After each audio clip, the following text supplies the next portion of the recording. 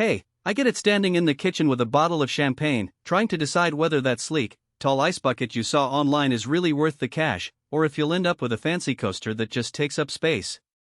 You're probably thinking about the little details. Will it actually hold enough ice? Will it look good on your bar cart? And most of all, will it survive the occasional clink and spill without turning your countertop into a mess? If you're on the fence, stick around because I've spent a good chunk of the last week tracking down how these minimalist wine chillers actually work in real homes. Link is in the description if you want to check the product details on Amazon. First off, what makes a tall wine ice bucket more than just a pretty metal cylinder is the balance between aesthetics and practicality. The Interrocknack model we're looking at is a stainless steel piece that stands about 12 inches tall and holds up to 6 liters of liquid, roughly enough for 3-4 bottles of champagne, depending on how much ice you like. The double loop handle lets you carry it with one hand, which sounds like a small thing until you're moving it from the fridge to the living room during a party. That loop also doubles as a place to hang a towel or a small cutting board, something I've actually seen people do in a few upscale home bars. Who should consider buying this? If you host gatherings where a bottle of bubbly is the star, or if you want a dedicated cooler that can sit on a bar cart without looking out of place, this is a solid pick. The tall profile means you can stack ice on top of the bottle, keeping the drink chilled longer than a shallow bucket would. It also works nicely for white wines that you'd like to serve chilled, not just champagne. For folks who enjoy a bit of wow factor on their tabletop, think modern minimalist Decor. A polished stainless finish can blend in with both black metal fixtures and warmer wood tones without screaming kitchen gadget. On the flip side, if your cocktail routine is more about pouring a single drink at a time, or if you rarely entertain more than 2 guests, this might be overkill. The 6-liter capacity translates to a fairly large footprint. On a cramped countertop it can feel bulky. Also, because the bucket is essentially a tall cylinder, it can be a little tricky to fit into certain fridge doors or narrow pantry shelves. If you're short on storage room, you might end up stacking something else on top of it, which defeats the purpose of keeping everything tidy. Let's talk practicality.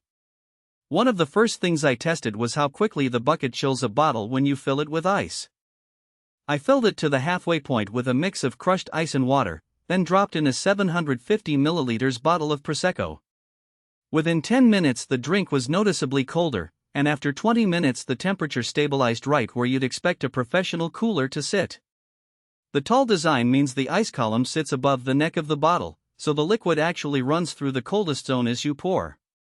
In side-by-side comparisons with a shallow 3-liter bucket, the tall version kept the champagne around 2 degrees cooler after an hour, which mattered when you're serving a whole party. Another real-world twist is the double-loop handle's grip.